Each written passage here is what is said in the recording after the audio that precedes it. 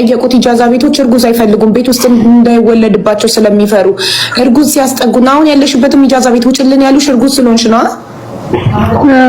ቤቱ አንድ ክላስ ስለሆነ በሁሉም ሰው በአንድ ስለሚተኛ አይመችም።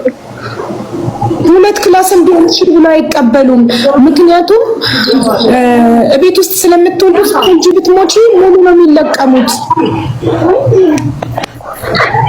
ወይ አንቺ ብትሞቺ ወይ ልጅሽ ብትሞት ከሆድሽ ስትወጣ ሁሉም ነው የሚለቀሙት። ይሄን ስለሚፈሩ ነው እርጉዝ የማያስጠጉት ሳውዲ ያሉ ኢጃዛ ቤቶች።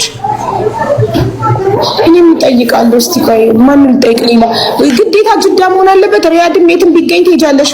ደግሞ የሚሽማሩ አቡዬ አገር ለምን አትሄድም? አገር ሄዳ ለምን አትወልድም እኮ? አሁን እጇን ብትሰጥ ማለት ነው እስር ቤት ውስጥ ነው የሚያስወልዷት? ኖ እጅ ለምን ትሰጣለች? እሺ ሀባይቢ እንዴት ናችሁ? ሰላም አለይኩም ወራህመቱላሂ ወበረካቱ። ክርስቲያን ወገኖች በያላችሁበት ሰላምታ ይደርሳችሁ። ላይክ፣ ሼር፣ ሰብስክራይብ ያደርጋችሁ አበረታቱን። እንግዲህ አዲስ ሰብስክራይቦች እንኳን በሰላም መጣችሁ። ፋጥማ ወለቲም ተቀላቀሉ፣ ቤተሰብ ሆነኝ ማለት ነው። እንግዲህ እቺ ሀቡ ቤት የመጣችሁ በጣም ታሪኳ አስተማሪም ነው፣ በዛም ላይ ታሳዝናለች ማለት ነው። እንግዲህ ታሪኳ ይቺ ልጅ ከባሏ ጋር የተገናኘ ማለት ከፍቅረኛዋ ጋር የተገናኘችው የረመዳን ጊዜ ነው። ረመዳን ሲፈታ አካባቢ፣ ረመዳን ከተፈታ ደግሞ አሁን 8 ወር አካባቢ ነው። 8 ወር እርጉዝ ናት ማለት ነው ይቺ ልጅ ማለት ነው። የ8 ወር እርጉዝ ናት። ግን ያ ልጅ ይሄ የተረገዘው ልጅ ያለ ኒካ ነው የተረገዘው። ኒካ የላቸውም፣ በፍቅረኛሞች እንደሆኑ ነው የተረገዘው ማለት ነው።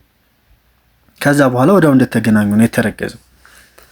እና ባሏ አሁን ፍቅረኛዋ ባል አይደለም ያው ፍቅረኛ እንደማለት ነው አይደል? ይሄ እንግዲህ ባሏ አሁን ምን አደረገ?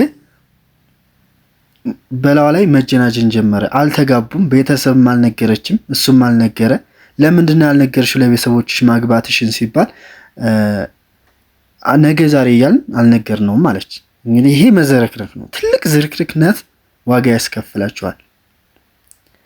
የአንድ ቀን ስሜት ዋጋ ያስከፍላል። አያችኋ? ይቺ ልጅ እንግዲህ ኢጃዛ ቤት ናት ያለችው፣ አስወጧት ማለት ነው። ውጭልን አሏት።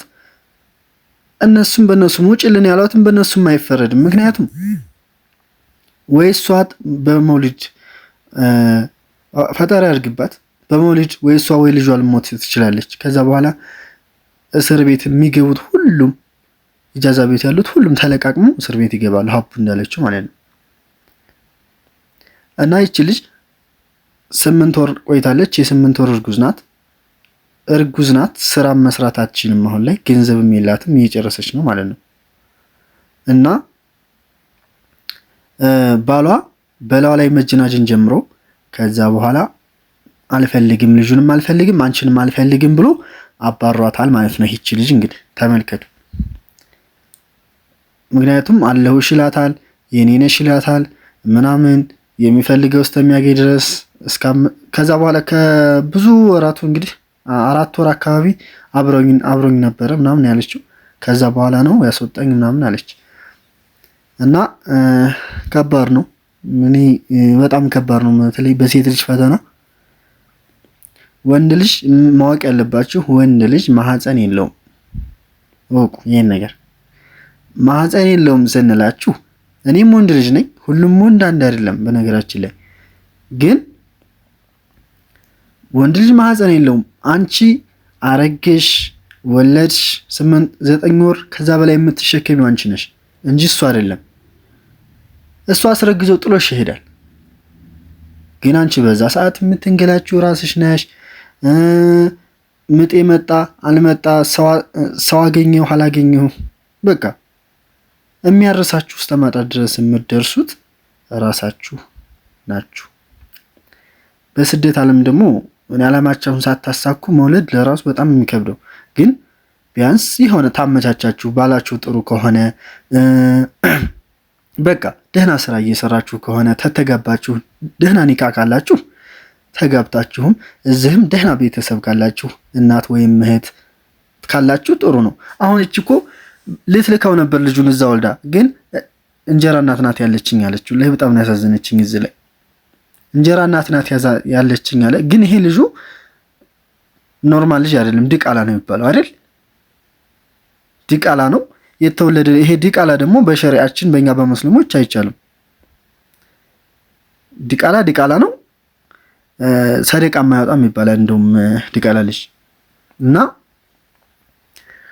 እንደዛ ከሆነ እናንተ በደንብ እየሰራችሁ ሳንቲምን ባላችሁም ጥሩ እዚህ በደህና ቤተሰብ ካላችሁ እንደዚህ እየወለዳችሁ እርሚያችሁ ከመሄድ ስለማያልፍ እየወለዳችሁ ብትልኩም ኖርማል ነው ይሄ ነገር ማለት ነው። ግን አሁን እቺ ልጅ እናቷም ሞታባታለች። በቃ እዚህም ቤተሰብ እንጀራ እናት ናት ያለችው። ይሄን ልጅ ልካ እንጀራ እናት ጋር ብታሳድገው ከባድ ነው። ደግሞ እናንተም ያላሳደጋችሁ ልጅ ወላሂ ልጅ አይመስላችሁ። እኔ እንጃ ብቻ እናንተ ስራችሁ ያላደገ ልጅ የሚሆን አይመስልኝ። እና እቺ ልጅ እንግዲህ ወደ ሀገሯ ልትመጣ ነው። አሁን አማራጯ እሱ ነው። ገንዘብ የላት ወደ ሀገሯ መምጫ ወላሂ ነው የምላችሁ። ግን በቃ ፈጣሪ የከፈተውን ጉሮሮ እሱ አይዘጋውም። እና የምታደርገው ነገር እዛ ሀገር መጣ ቢያንስ የሆነ ነገር ብለዋት እዚህ ልጇን አሳድጋ ትንሽ ነብስ አሳውቃ ወደዛ ወደ ስራ መሄድ ነው አማራጯ። አያችሁት? እና ያን ዝርክርክነት ዋጋ ያስከፍላል። እባካችሁ ተጠንቀቁ ስላችሁ ነው እህቶቼ። ብዙ ነገር አለ በስደት ዓለም ሆኖ የሚያጋጥም ነገር፣ ግን አውቃችሁ እናንተ ራሳችሁ ናችሁ። አሁን እኮ ወንድ ልጅ በቃ አሁን ከኔና ብወስዱስ ምን ችግር አለው? ወላሂ ምሬን ነው። እንደዚህ ህይወታችሁ ከሚበላሽ እሱ ችግር የለውም፣ ማህፀን የለውም፣ አስረግዙሽ ይጠፋል አይደል? ግን አንቺ በዛ ሰዓት የወሊድ መቆጣጠሪያ ከኔንም ተገኘ ከኔንም ወስደሽ ቢያንስ ነገሮች እንዲሳኩ ማድረግ ትችያለሽ አይደል? እና እንደዛ ነው። የዚች ልጅ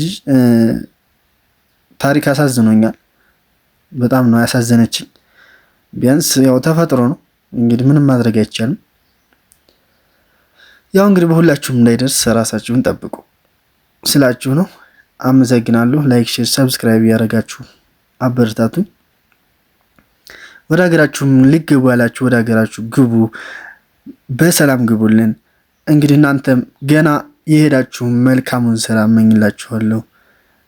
ቀጣይ ደግሞ የሆነ ቪዲዮ እሰራላችኋለሁ። ይሄ በጣም የሀበሻ ለሀበሻ መቀኝነት ማለት ነው እና አሳያችኋለሁ።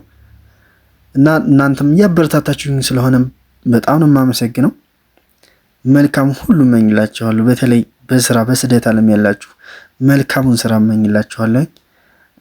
ውላችሁ ወጣችሁ የምትገቡበት አላህ ያድርጋችሁ።